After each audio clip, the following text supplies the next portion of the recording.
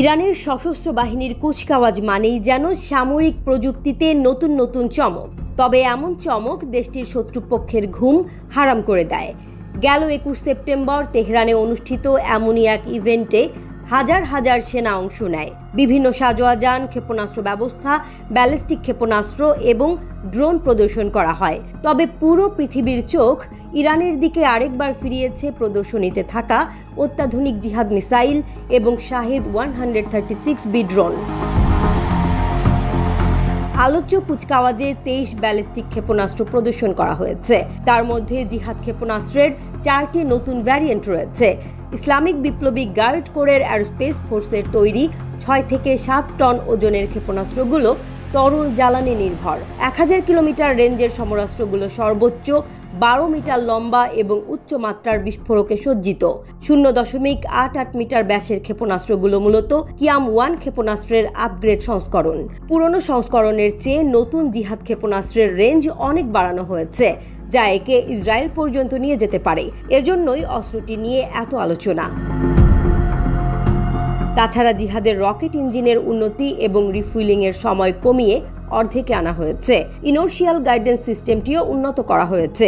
ওড়ার জন্য ক্ষেপণাস্ত্রটিতে ছোট ক্লিপ ডেল্টা ফিন রয়েছে। ক্ষেপণাস্ত্রটির ওয়ারহেডে ডেল্টা ফিন লাগানো হয়েছে।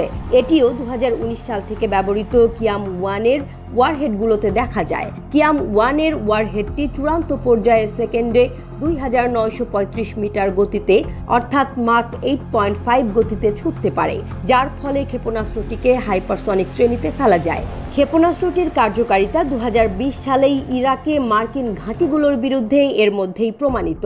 আশা করা হচ্ছে যে কিয়াম-1 এর মতোই অথবা তার চেয়ে উন্নত ক্ষমতার অধিকারী হবে জিহাদ।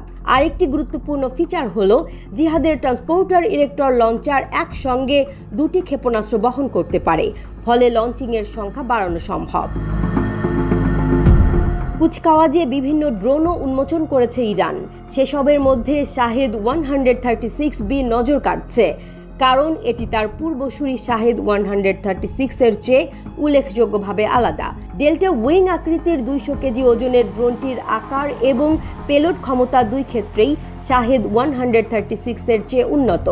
আইআরজিসি অ্যারোস্পেস ফোর্সের তৈরি এই কামিকাজে ড্রোনটি তাদের তৈরি অন্যান্য লার্জ কম্ব্যাট ড্রোন এবং রিকনিসেন্স ড্রোনের চেয়ে আকারে আরও মজবুত। শাহেদ 136B একটি লয়টারিং ড্রোন, অর্থাৎ টার্গেটকে নিশ্চিত শনাক্ত করার আগ পর্যন্ত প্রয়োজনে একে উড়ন্ত অবস্থায় রাখা যায়। শাহেদ 136 এর চেয়ে এটির অনেক বেশি পেলোড বহনের ক্ষমতা রয়েছে। সর্বোচ্চ 200 কেজি ভার বইতে সক্ষম এই ড্রোন যথেষ্ট সস্তা এবং মোতায়েন করাও সহজ।